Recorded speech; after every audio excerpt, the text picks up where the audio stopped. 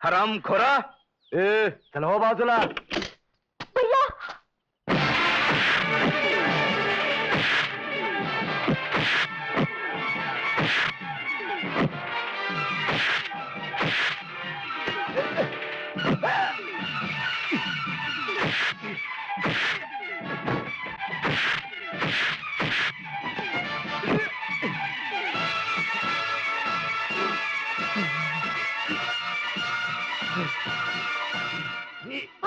सोडून दे त्याला.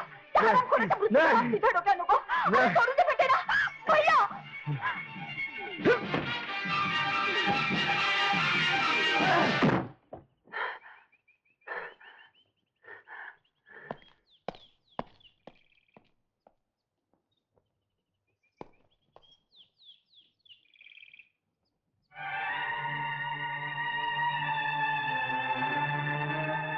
मला काय बी कळेन असं झालंय. अरे कधी यायची अक्कल तुला? तुझ्या अशा वागण्यानं पोरीची आबरू जायची वेळ आली आज. काय करायचे तुला राजकारण घेऊन? अरे आता तरी शहाणा हो आणि तुझ्या या समध्या उचापती सोडून घरात गप गुमान बस. आई काय चालवलंयस तू हे?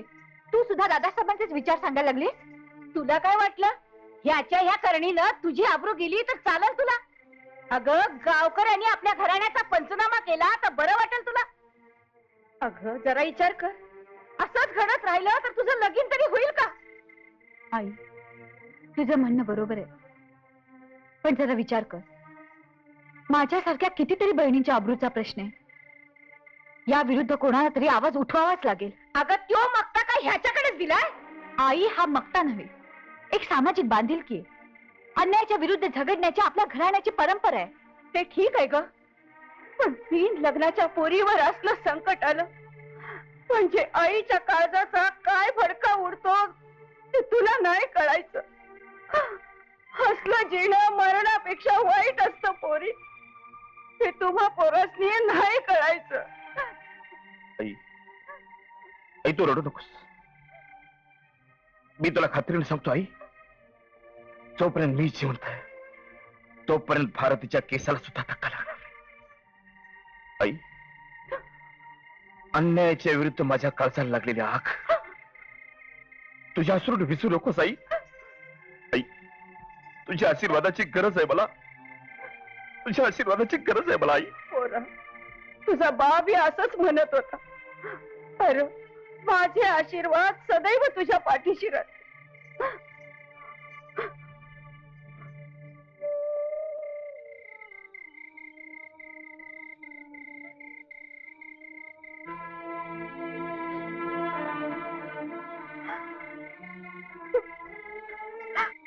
ए तायडे, असं काय करतेस खुल्यासारखं? पुसते डोळे. अगं हे जगवाले भित्र्या माणसाला पायदळी तुडवतात. पुसते डोळे, पुस. भैया तुझीच काळजी वाटते रे मला. तू दादासाहेबांना जाब विचारायला जायचास आणि तुझेच काहीतरी बरं वाईट व्हायचं याचीच भीती वाटते रे मला. तायडे, तुझी भीती निरर्थक आहे. आपण जर असे अश्रू ढळीत बसलो तर दादासाहेब या गावात जगू देणार नाही आपल्याला. तायडे, दादासाहेबाला प्रतिकार करण्यासाठी आपल्या दुबळेपणाचा त्याग करायला हवा. भैया मी तुझ्या ध्येयपूर्तीसाठी माझ्या सर्वस्वाचा त्याग करेन. आता तू माझी बहीण शकतेस. अरे काय चाललंय रे? ते मोर्चाची तयारी चालल्या, जाऊन सांग दादासाहेबाला. सांग दादासाहेबाला. लई मात चढलेला दिसतोय तो मासनी.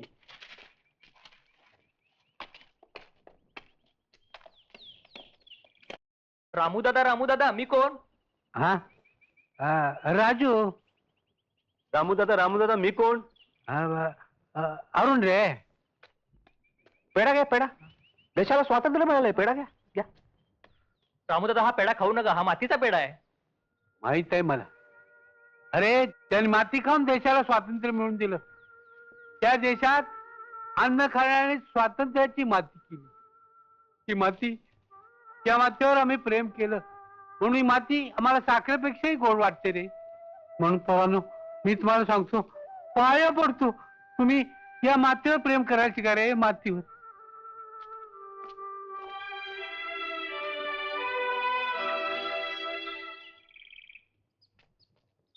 दासाहेब, अहो दासाहेब, बंद करा. काय झालं? अडचणीचं पाणी एकदम आड्याला निघालंय. त्याचा येडीच काहीतरी इलाज केला पाहिजे, नाहीतर भिचकं वंगड गळ्यात यायचं. त्याविषयी बोलता तुम्ही सरपंच? अहो, रणजितच्या मोर्चाची तयारी समध्या गावात जोरात सुरू आहे आणि समध्या गावाची साथ बी आहे त्याला. सरपंच एक काम करा, जी. आपल्या विश्वासातली 5-50 माणसं मोर्चामध्ये सामील करा. हा.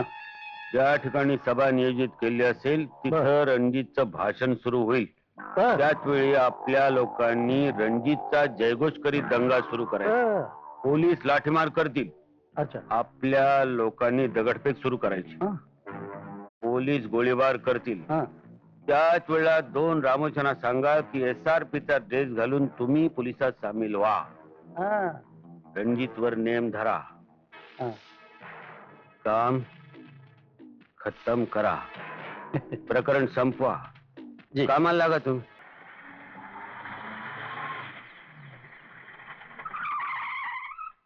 राम राम दादासाहेब. काय रे, कुठे गेला होता? रणजितची आई मिली ना मग, तिची माती सावडायला.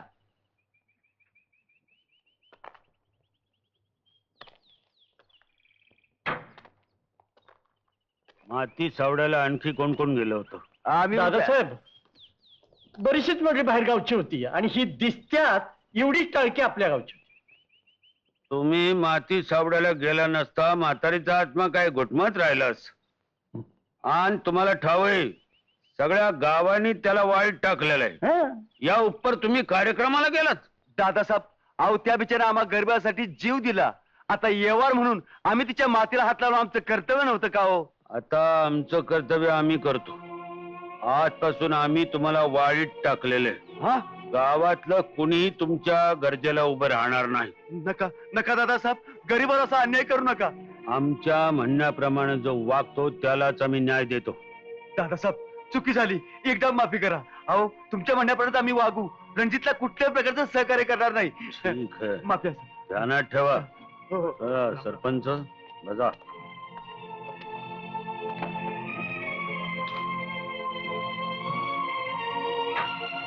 राम राम.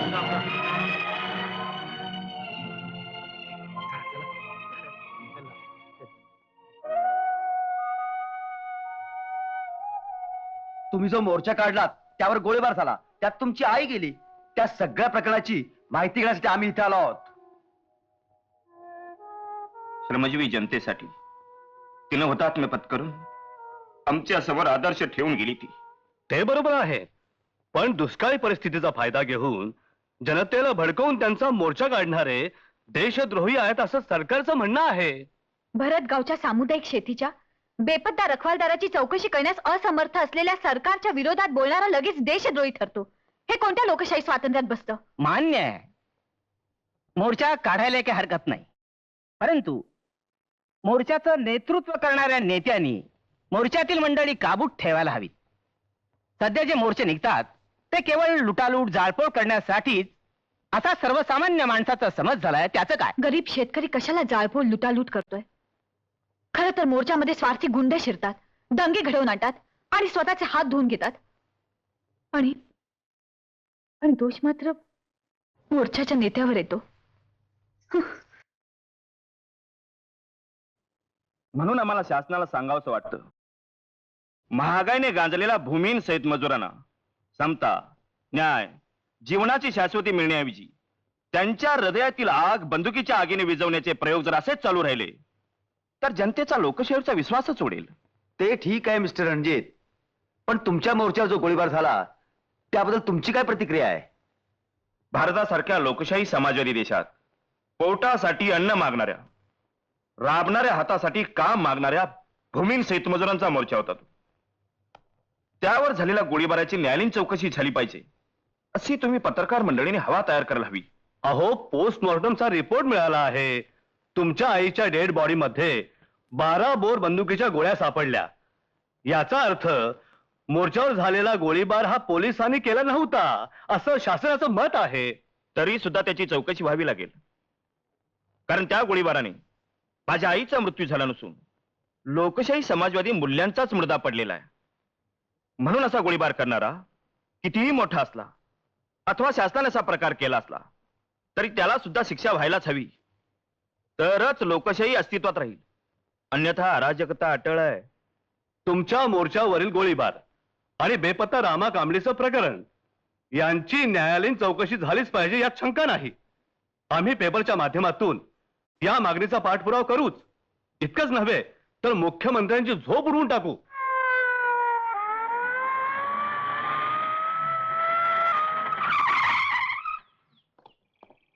नमस्कार साहेब. नमस्कार. हो हो हो नमस्कार. माझे एवढे काम करा, मी तुमचा उपकार विसरणार नाही. हो जरूर जरूर. अहो कलावंत तुम्ही, तुमचं काम तर आधी केलं पाहिजे. चलतो 10 साहेब भेटायचंय. Excuse me.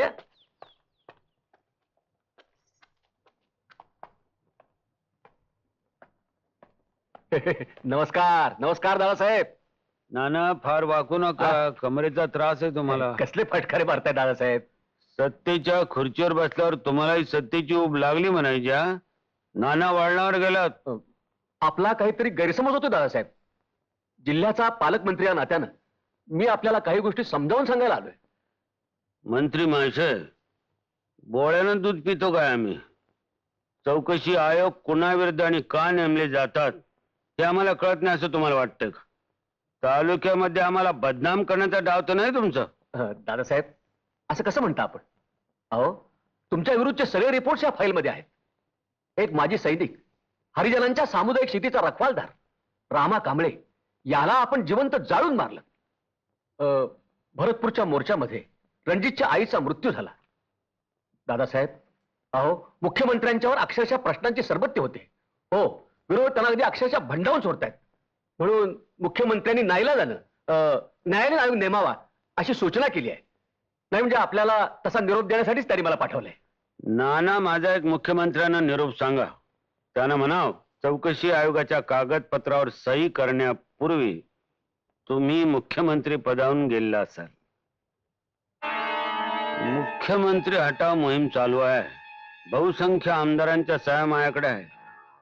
आणि नाना मुख्यमंत्री गेले म्हणजे मग मिनिस्ट्री बरखास्त होणार. आणि मग नाना मंत्रीपद सोडाच पण साधा आमदार म्हणून सुद्धा निवडून याल की नाही जरा शंकाच. नाही म्हणजे तुम्हाला परवडणार नाहीये. दादासाहेब नाही आपल्यासारख्या साखर सम्राटाकडून आम्हाला याच उत्तराची अपेक्षा होती. खरं सांगू का दादासाहेब, सध्याच्या 20व्या शतकातल्या राजकारणातले आपण आर्य चाणक्य आहात. अहो म्हणून तर देशातले बडे बडे नेते आपला सल्ला घेतात, आपला सन्मान करतात. मग हा जो चौकशी आयोग नेमतात तो आम्ही आमचा सन्मान समजू की काय? हा आयोग तुमच्या चारित्र्यावरचे सगळे डाग धुवून काढील.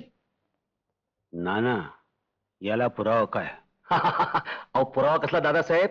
या आयोगाचे अध्यक्ष म्हणून मुख्यमंत्र्यांनी जस्टिस जगत नारायण यांची खास नेमणूक केली आहे. दादासाहेब नाही म्हणजे आपण नाराज नाही ना? वा नाना अभिमान वाटला बरं आम्हाला. मुख्यमंत्र्याच्या खुर्चीवर आम्ही योग्य आणि समजूतदार माणूस बसवला आहे.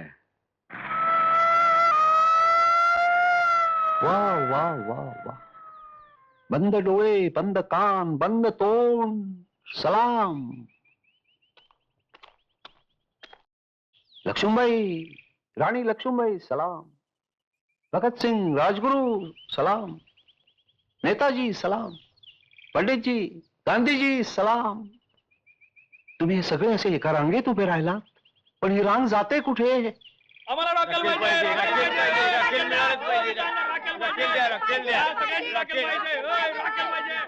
अरे अरे अरे पेढा घ्या, पेढा घ्या, पेढा. देशाला स्वातंत्र्य मिळाले, पेढा पेढा घ्या, घ्या. अरे अरे ही फुलं तुम्ही माझ्यावर का उधळता? तुम्हाला फुलं उधळायची असली तर ज्यांनी स्वातंत्र्यासाठी जीवनाचा त्याग केला त्या भगतसिंगावर उधळा, सुभाषबाबूंच्या वर उधळा, महात्मा गांधींच्या वर उधळा. स्वराज्य हा माझा जन्मसिद्ध हक्क आहे असं ठणकावून बजावणाऱ्या लोकमान्य टिळकांच्या वर उधळा. कारण फुलं उधळण्याचा हा हक्क तुम्हाला त्या थोर लोकांनीच मिळवून दिलेला आहे. सलाम. दादासाहेब तुम्ही काय बी म्हणा, अहो मुख्यमंत्र्याचा आणि तुमचा इतका जवळचा संबंध असताना चौकशीचा आयोग नेमायचं काय बरं कारण? त्याचं काय लोकशाही आहे सरपंच. संबंध महत्वाचे नसतात. पोस्टमार्टम झाले म्हातारीचं तिच्या शरीरामध्ये 2 गोळ्या सापडलेल्या आहेत म्हणून प्रकरण गुंतागुंतीत झालंय. दादासाहेब तुम्ही नुसतं हो म्हणा. दिवसा ढवळ्या त्या रणजितचे खांडोळे करतो मी. सरपंच असं करून नाही चालत. काम तर झालं पाहिजे पण त्याचा माग आपल्यापर्यंत नाही आला पाहिजे. मग काय करायला पाहिजे ते तरी सांगा. तुम्ही एक काम करा, हा. पेठेला जावा, हा.